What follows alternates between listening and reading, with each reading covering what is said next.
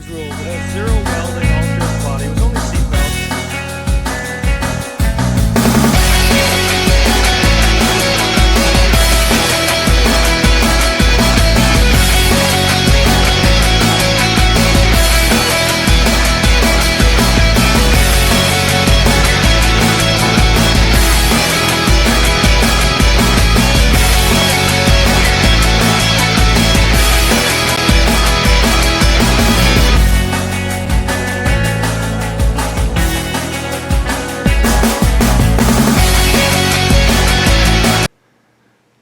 Today, what we're going to do is we're going to get this car ready to go back into another demolition derby. Now, there's not a whole lot to do to this. We're going to have to do some work and try to get a rad into it, or we're just going to have to do a very good rad hose loop kit and just figure something out that way. But that's later on. The first thing we have to address is the bent strut. Now, it is rubbing against the tire is rubbing against the strut, and it's causing a little bit of wear. But the main problem right here is this tie rod. As you can see, these are actually pretty hefty tie rods from factory, but what we're going to do is we're going to heat it up with the torch and we're going to bend it straight, and then we're going to put some plate on it to help it be straight again.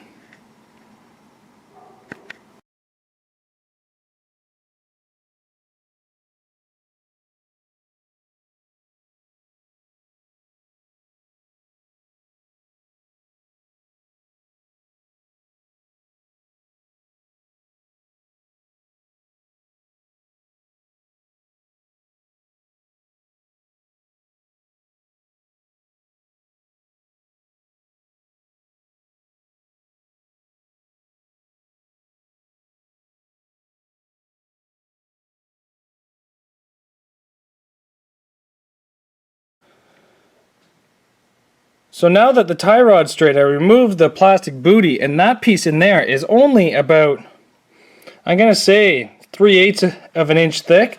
I'm surprised it didn't break up there. We're going to fix that now, though. Don't you guys worry. What we've done here for the rad hose is we've just taken these off and we've kind of twisted them a bit, and we're able just to put a piece of pipe in between there. Now, this is not going to keep the vehicle cold for long, but it will keep water in the system. And I find this car here, as soon as you lost all water in the system, it started knocking pretty good. But this here will keep it from knocking, I guess. The next thing that we're going to try to do to this car is try to find the water temperature sensor and get rid of it.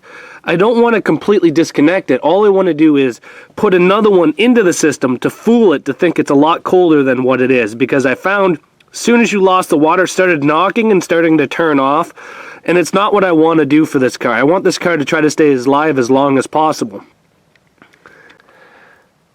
As for the bent strut on this car, I'm not going to replace it. I'm going to let it stay as long as it is. You know what, when it gets closer to the derby, maybe I will change it, because I do have spare struts, because my van and this car take the exact same struts. But what I'm thinking is that it's not bent enough to actually cause a lot of damage, and how it is bent, it is already right into the frame. So it can't really bend any more than what it is. So it's not going to get any worse than that.